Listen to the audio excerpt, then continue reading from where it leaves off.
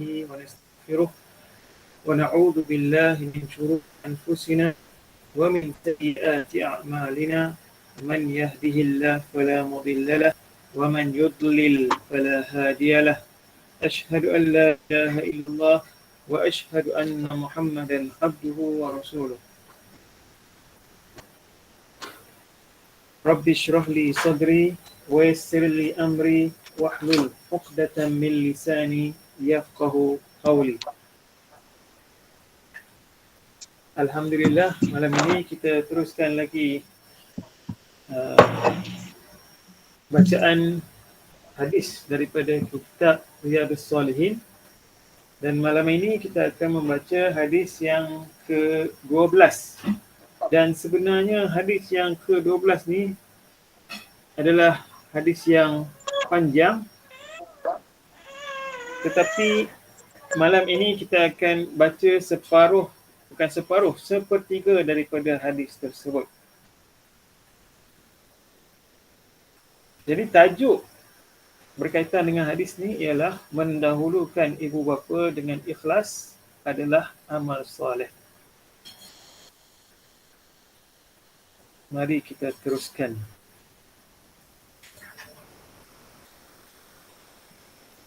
InsyaAllah malam ini kita nak mencapai 4 matlamat. Yang pertama, kita nak belajar hadis yang ke-12 daripada kitab Riyadhus Salihin. Dalam hadis tersebut ada disebutkan salah satu cara untuk berdoa. Kemudian yang ketiga, kita juga boleh belajar daripada hadis ni satu daripada amal soleh yang boleh kita amalkan dalam kehidupan kita, insya-Allah. Dan kemudian kita akan buat kesimpulan daripada apa yang kita hadis yang kita baca nanti, insya-Allah. Okey, seterusnya mari kita lihat hadis yang dimaksudkan. An Abdullah bin Umar an Rasulullah sallallahu alaihi wasallam annahu qala. Daripada Abdullah bin Umar, daripada Rasulullah sallallahu alaihi wasallam, baginda bersabda.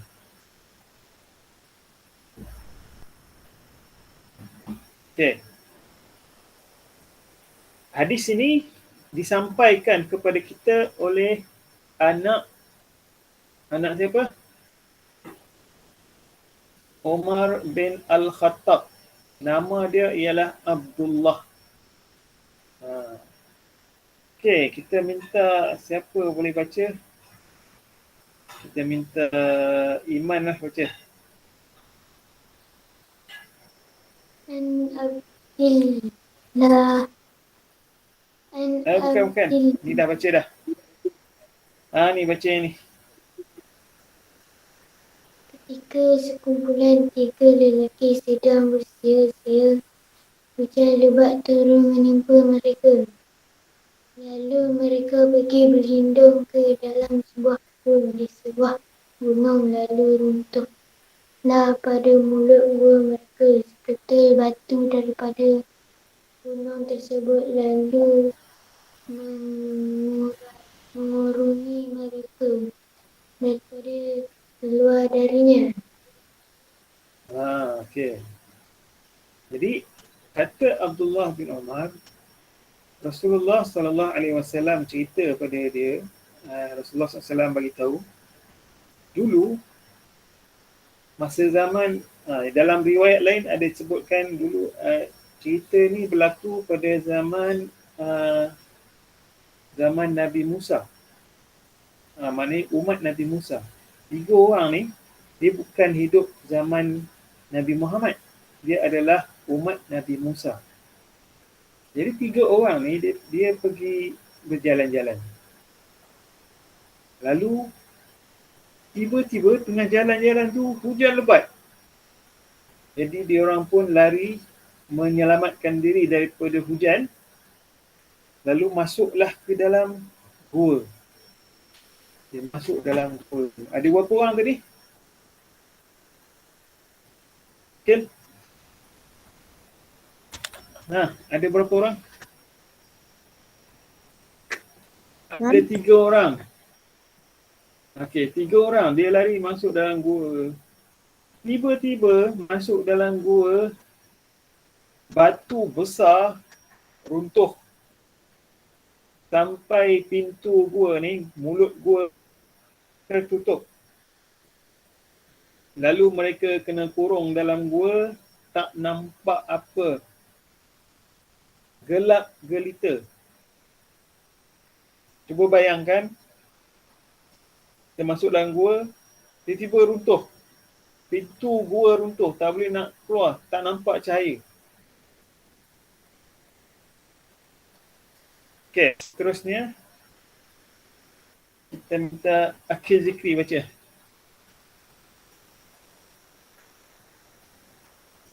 Lalu seorang daripada mereka berkata kepada mereka yang lain, kalian fikirkanlah pada amalan-amalan yang kalian tahu ia amalkan yang soleh bagi Allah.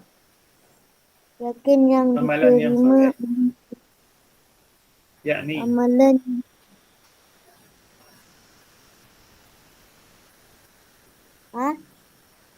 amalan amalan yang kalian tahu ia amalan yang soleh bagi Allah. Yakni yang diterima oleh Allah. Lalu kalian berdoalah kepada Allah Ta'ala dengannya. Mudah-mudahan Allah mengalihkannya batu tersebut daripada kalian. Alright, okay. Terima kasih kepada Ustaz Akil, Ustaz Iman dan Ustaz Akil. Lalu seorang daripada mereka, dia orang ada 3 orang. Lepas tu masuk dalam gua, dalam gelap-gelap ni, tengah gelap ni, dia orang nak buat apa? Jadi dia seorang tu bercakap. Dia cakap apa dekat yang lain? Dia cakap, cuba ingat, ada tak amal soleh yang kau pernah buat, yang korang semua pernah buat, yang kau rasa Allah terima amalan tu. Kemudian bila dah jumpa amalan yang korang buat tu, yang kalian buat tu, yang kamu rasa Allah boleh terima, kamu doalah kepada Allah dengan amalan tersebut. Mudah-mudahan Allah mengalihkannya. Mudah-mudahan Allah alih batu yang tutup gua tu daripada kalian. Okey, ini ada seorang cakap dekat 3 orang, dekat 2 orang lagi. Okey, seterusnya kita tengok apa yang berlaku.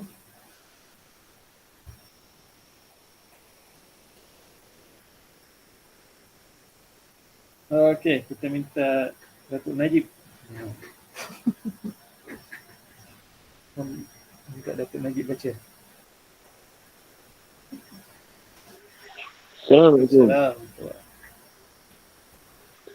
Maka seorang daripada mereka berkata, Ya Allah, sesungguhnya dahulu saya mempunyai ibu bapa yang sudah tua, lanjut usia. Isteri saya dan saya juga ada beberapa orang anak yang masih kecil. Saya menanggung kehidupan mereka dengan menggembala haiwan ternakan. Okey. Macam kenal je pengembala ni. Lelaki seorang ni. Okey. Maka okey. Jadi Okay. tadi ada seorang tu dia cakap cuba ingat balik apa amalan yang kau dah buat dulu. Lepas tu seorang daripada yang dengar tadi dia cakap dia dah ingat dia dah dapat dah apa satu amalan yang dia rasa Allah terima. Lepas tu dia pun berdoa kat tangan ni dalam gelap ni. Ya Allah, sesungguhnya dulu, saya dulu ada ibu bapa yang dah tua, yang dah lanjut usia, ada isteri seorang, ada beberapa orang anak yang masih kecil. Anak kecil ni masih baby lagi lah. Saya menanggung kehidupan mereka dengan mengembala haiwan ternakan. Dalam kisah ni, dalam riwayat lain, ada ulama sebut, pengembala ni dia mengembala unta. Dia bela unta untuk milik mak ayah dia. Ada ulama cakap macam tu. Dia jaga unta milik ibu bapa dia. Jadi daripada situ dia dapat pendapatan untuk menyara kehidupan mereka semua.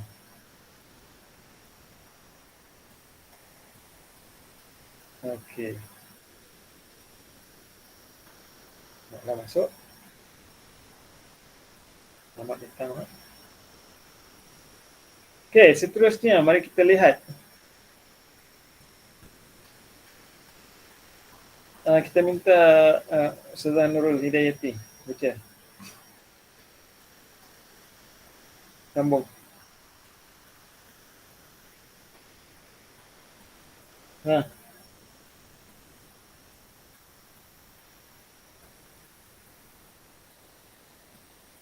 Apabila saya bawa haiwan ternakan pulang, saya perah susu haiwan ternakan tersebut.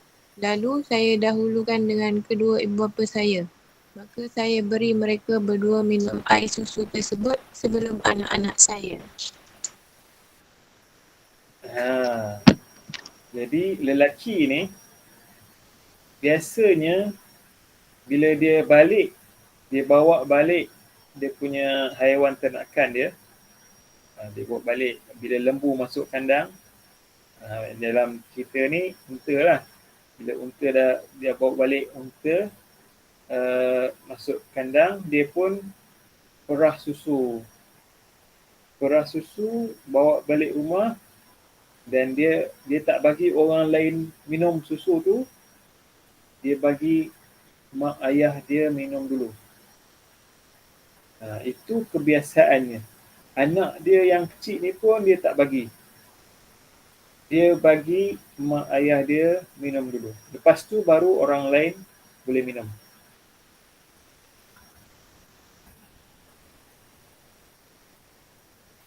Okey, seterusnya. Iman pula baca. Ustaz Iman. Dan sesungguhnya pada suatu hari pohon untuk haiwan gembalaan saya telah menjauh. Maka saya tidak pulang sehinggalah tiba waktu petang. Lalu saya mendapati mereka berdua telah tidur. Lantas saya memerah susu seperti biasa saya perah. Sesudah itu saya bawa bekas susu lalu saya bersisir kepada mereka berdua. Tapi biasanya lelaki ni dia akan perah susu unta, lepas tu dia akan bagi mak ayah dia minum dulu. Lepas tu baru orang lain minum. Tapi satu hari tu dia bawa unta dia pergi jauh sebab rumput pokok yang unta ni makan yang dekat-dekat dah habis, jadi dia terpaksa pergi yang jauh. Dia pun bawa unta dia pergi makan, cari makan jauh daripada tempat yang biasa. Jadi hari tu dia pun lambat balik.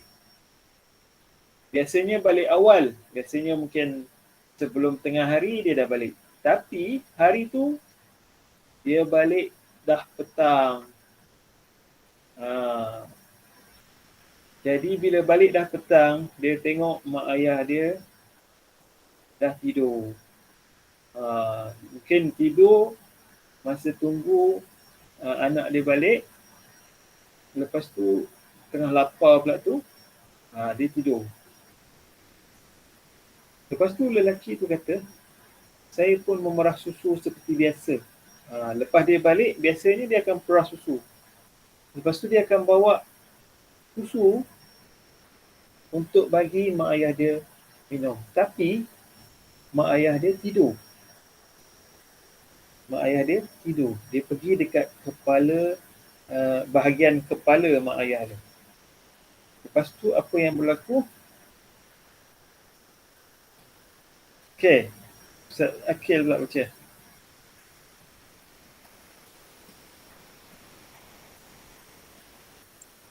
Saya tidak suka mengejutkan mereka berdua daripada tidur mereka, dan saya juga tidak suka memberi anak-anak saya minum sebelum mereka berdua, sementara anak-anak meraung-raung di sisi kedua-dua kaki saya. Begitulah keadaan saya dan keadaan mereka berterusan sehingga terbit fajar. Dia kata dia bawa susu unta nak bagi mak ayah dia minum, tapi mak ayah dia tidur. Tapi dia tak nak bagi orang lain minum dulu. Dia nak bagi mak ayah dia minum juga. Tapi dia tak nak kacau mak ayah dia tidur. Dia tak nak kacau mak ayah dia tidur. Jadi dia tunggu. Masa dia tunggu tu, dengan susu yang dia perah tadi, anak-anak dia pun lapar. Jadi anak-anak dia pun pergi dekat kaki, meraung-raung sebab lapar. Minta nak minum susu. Tapi dia tetap nak bagi mak ayah dia minum dulu dan dia tunggu mak ayah dia bangun. Jadi keadaan mereka, maknanya lelaki ni dia tunggu, dia bawa susu, dia tunggu mak ayah dia bangun. Mak ayah dia pula tidur sampai subuh, sampai pagi. Anak dia pula meraung-raung, mungkin dah sampai tertidur dah, sampai pagi dah. Mereka berada dalam keadaan macam tu. Lepas tu apa yang berlaku?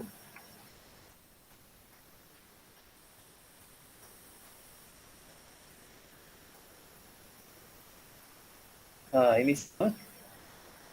Tengok anak dia meraung.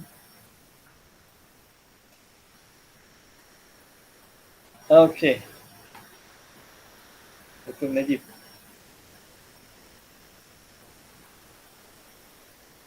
Baca pula.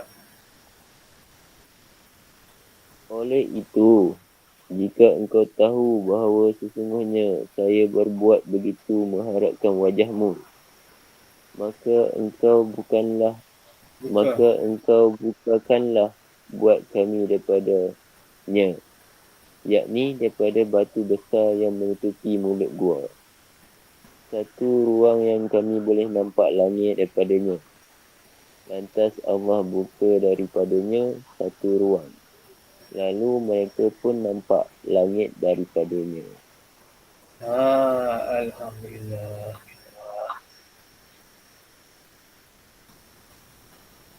Dia dah nampak langit.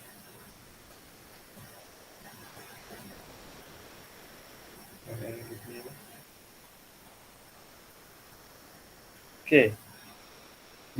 Sekarang ni lelaki ni dia tengah doa tadi kan. Dia angkat tangan. Lepas tu dia doa, Ya Allah, dulu. Lepas tu dia pun cerita dekat Allah. Dia angkat tangan. Dia cakap, Ya Allah. Lepas tu dia cerita.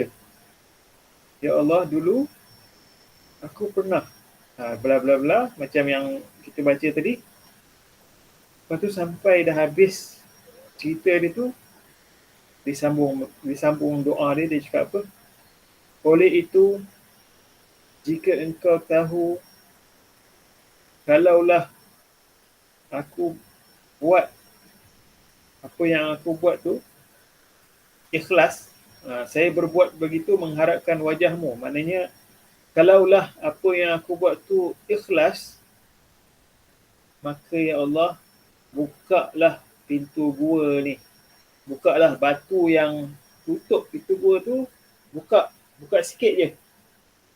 Sebab tadi pintu gua tu tertutup habis. Tak nampak apa, gelap gelita. Jadi dia minta bagi nampak awan sikit je. Jadi apa yang berlaku?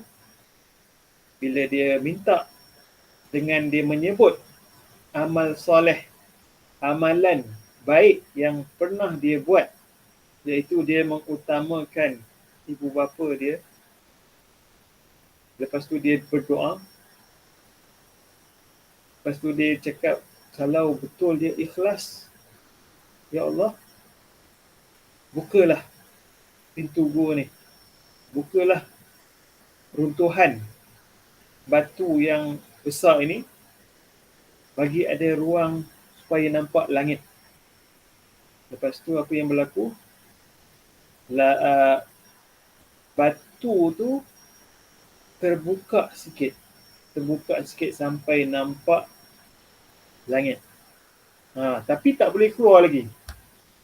Dia nampak langit tapi tak boleh keluar lagi. Nampak langit je, tak boleh keluar lagi. Jadi cerita malam ni sampai takat ni saja.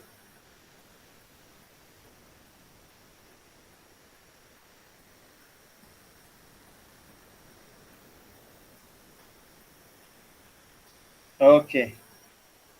Walaupun cerita ini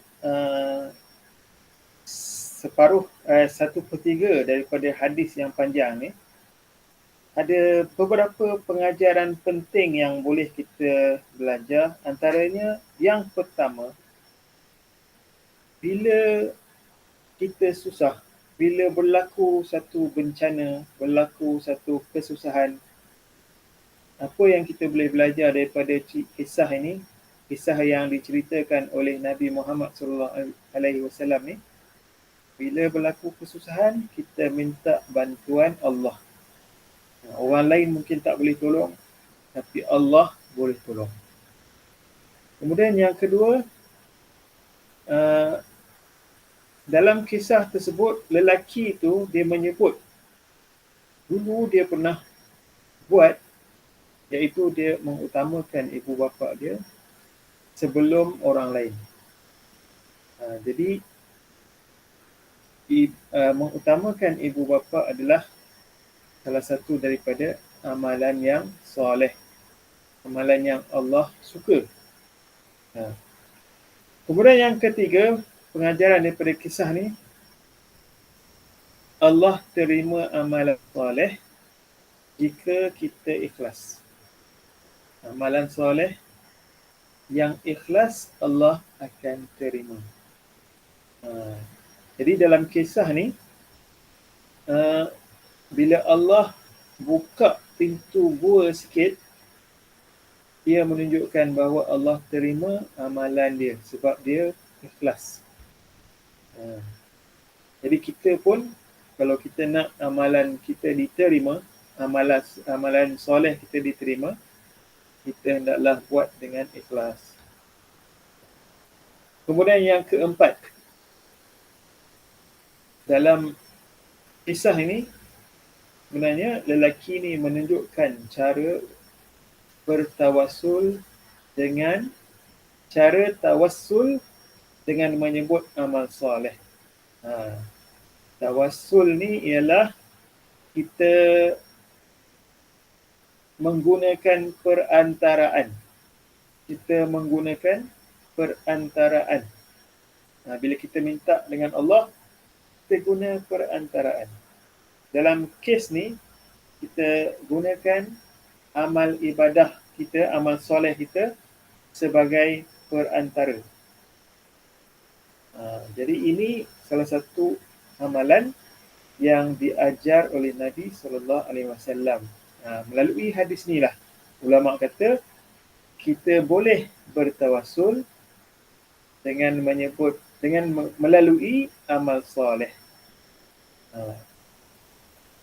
Okay? Jadi ini antara 4 perkara yang kita boleh pelajari. Sebenarnya kalau kita perhatikan lagi, ada lagi pengajaran yang boleh kita dapat daripada kisah ni. Jadi yang antara yang penting yang kita dapat daripada potongan hadis ini ialah mendahulukan ibu bapa dengan ikhlas adalah amalan soleh yang Allah suka.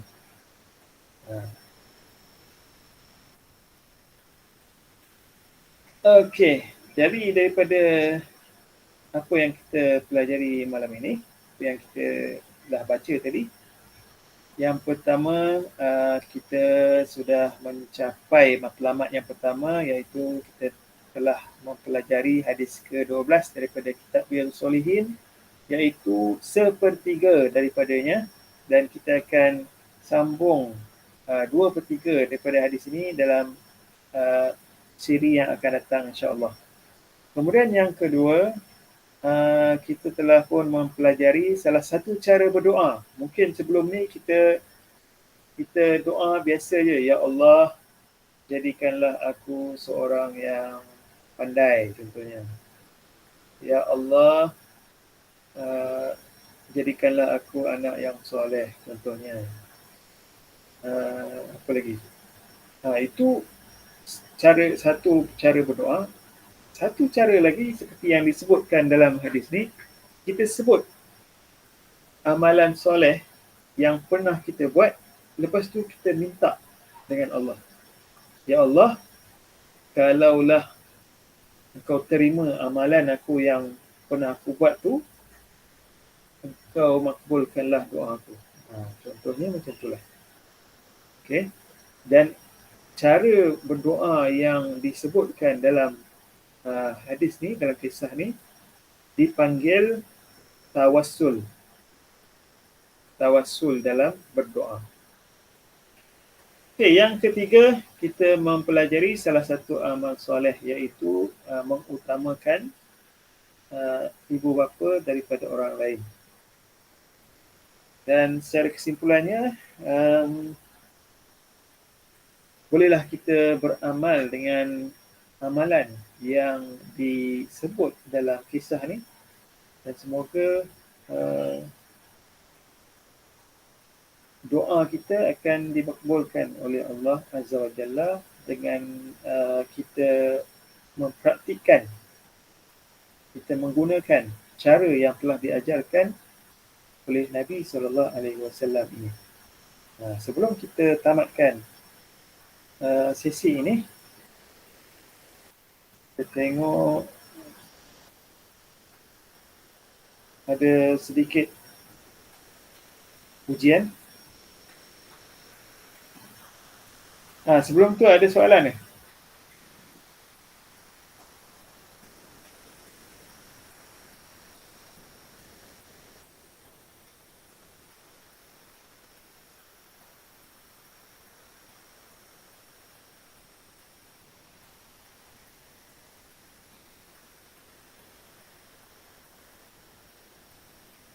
Okey, ujian. Ada 2 soalan. Ya, Iman Fatullah. Hari ni tak ada kuis ke? Ada ujian.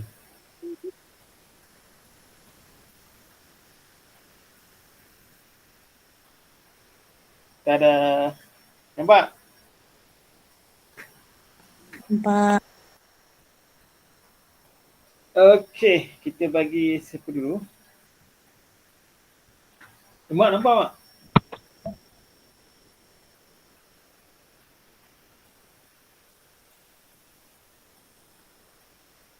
Okey, kita teruskan. Kita bagi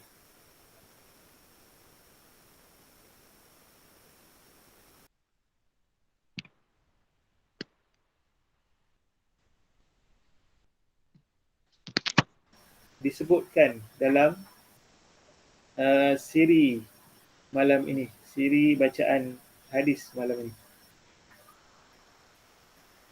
Iman Fatullah. 3 saat. Pilih satu huruf sahaja. 1, 2, A.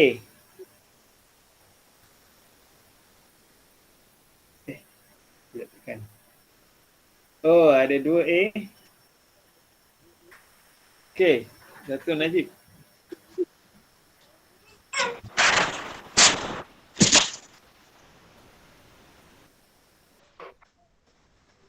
Tiga saat. 1, N. N. Okey, Dato' Najib. N. Uh-oh. Okey. Ustaz Akil. 3 saat. 1, 2. Ah? N. L. Lembu ah. Ha. Okey, L. Okey, ada satu L. Alright. Ustazah Nurul Hidayati. 3 saat. 1, I. 2, Ikan. 3. Pet. I tak Oh, dengar. okey, sempat. Ikan. I.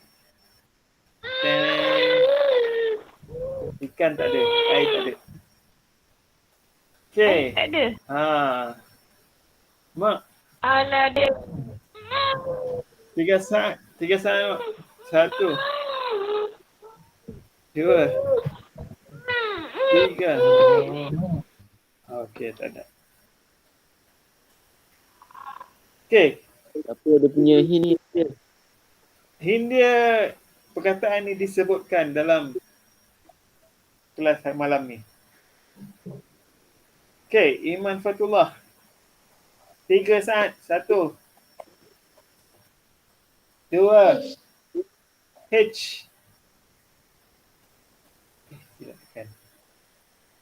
H tak ada. Dato' Najib. 3 saat. 1, 2. Tawakal. Salah. Akil. 3 saat. 1, 2. Ha? D. D. Huruf D. Tet. Okey, Ustazah Nurul Hidayati. D lah dia Ha? pilih. Apa? S. S. S. Sungai. S sungai. Okey. Ada 2 S. Tawassul. Tawassul. Tawassul. Ya, tawassul. Tawassul. Jawapannya ialah tawassul. Tawassul tu apa? Kel. Tak tahu. Tawassul itu ialah kita gunakan perantaraan bila kita berdoa kepada Allah. Okey.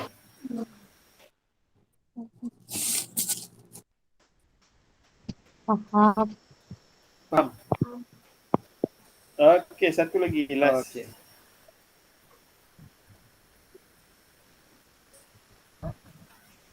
Perkataan ni juga disebutkan dalam kelas ini. Iman Fatullah. Siapa menang tadi? Nurul Hidayati mula.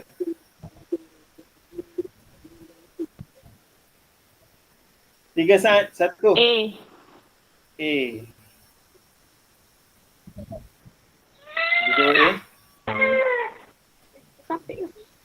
Iman Fatullah. 3 saat. G. G tak ada. Minta maaf. Dato' Najib. 1. T. T.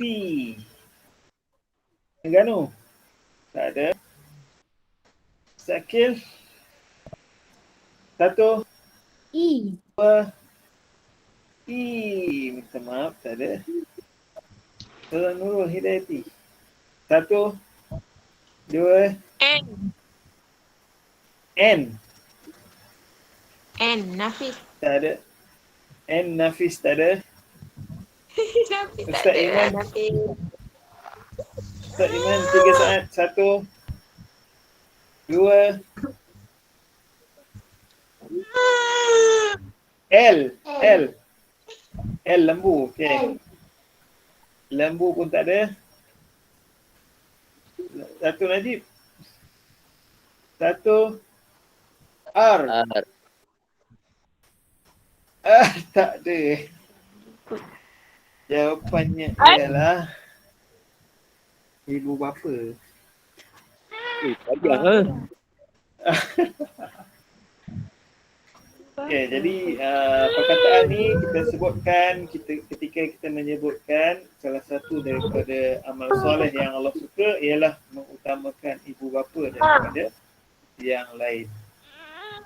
Jadi itu saja malam ni.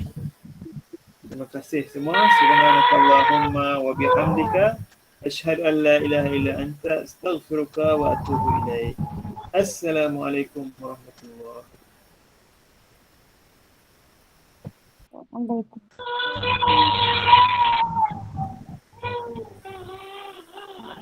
Kenapa? Takut ni?